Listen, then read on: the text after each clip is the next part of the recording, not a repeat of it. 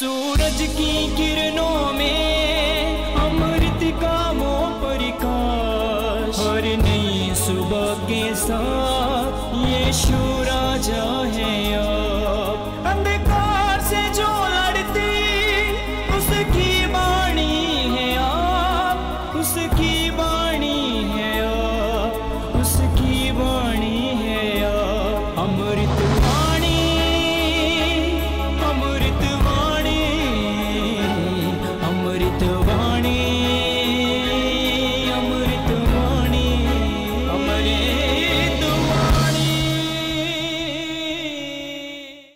पहला पाठ मकाबियों का दूसरा ग्रंथ अध्याय 6 पद संख्या 18 से 31 तक। एलियाजार मुख्य शास्त्रियों में से एक था। वह बहुत बूढ़ा हो चला था और उसकी आकृति भव्य तथा प्रभावशाली थी। वह अपना मुंह खोलने और सूअर का मांस खाने के लिए बाध्य किया जा रहा था, किंतु उसने कलंकित जीवन की अपेक्षा गौरवपूर्ण मृत्यु को चुना। वह सूअर का मांस उगलकर स्वेच्छा से उस स्थान की ओर बढ़ा जहां कोड़े लगाए जाते थे। ऐसा उन लोगों को करना चाहिए जिन्हें जीवन का मोह छोड़कर वर्जित भोजन अस्वीकार करने का साहस है। उस अवैध भोजन का प्रबंध करने वाले एलियाजार के पुराने परिचित थे। उन्होंने उसे अलग ले जाकर अनुरोध किया कि वह ऐसा मांस मंगवाकर खाए जो वर्जित नहीं है और जिसे उसने स्वयं पकाया है, और राजा के आदेश के अनुसार बलि का मांस खाने का स्वांग मात्र करे। इस प्रकार वह मृत्यु से बच सकेगा और पुरानी मित्रता के कारण उसके साथ अच्छा व्यवहार किया जाएगा। किंतु उसने एक उत्तम निश्चय किया जो उसकी उम्र, उसकी वृद्धावस्था की मर्यादा, उसके सफ़ेद बालों, बचपन से उसके निर्दोष आचरण और विशेषकर ईश्वर द्वारा प्रदत्त पवित्र नियमों के अनुकूल था। उसने उत्तर दिया, मुझे तुरंत अधोलोक पहुंचा दो। मेरी अवस्था में इस प्रकार का स्वांग अनुचित है। कहीं ऐसा न हो कि बहुत से युवक यह समझे कि एलियाजार ने 90 बरस की उम्र में विदेशियों के रीति रिवाज अपनाए हैं। मेरे जीवन का बहुत कम समय रह गया है। यदि मैं उसे बचाने के लिए इस प्रकार का स्वांग करता तो वे शायद मेरे कारण भटक जाते और मेरी वृद्धावस्था पर दोष और कलंक लग जाता।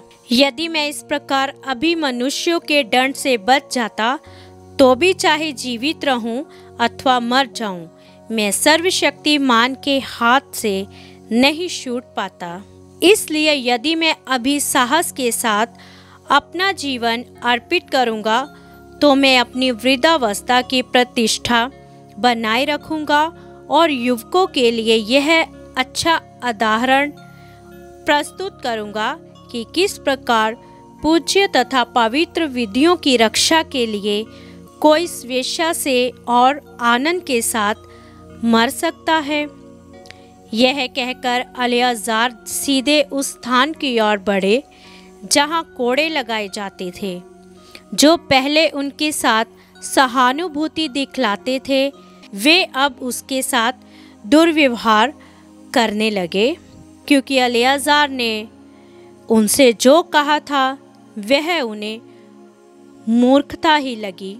कोड़ों की मार से मरते समय एलियाजार ने आह भरकर यह कहा, प्रभु सब कुछ जानता हूँ।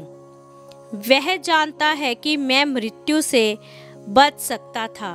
मैं कोड़ों की मार से जो असहन पीड़ा अपने शरीर में भोग रहा था, उसे अपनी आत्मा से स्वेच्छा से स्वीकार करता हूँ, क्योंकि मैं उस पर श्रद्धा रखता हूँ। इस प्रकार वह मर गया और उसने मरते समय ना केवल युवकों के लिए बल्कि राष्ट्र के अधिकांश लोगों के लिए साहस तथा धैर्य का आदर्श प्रस्तुत किया।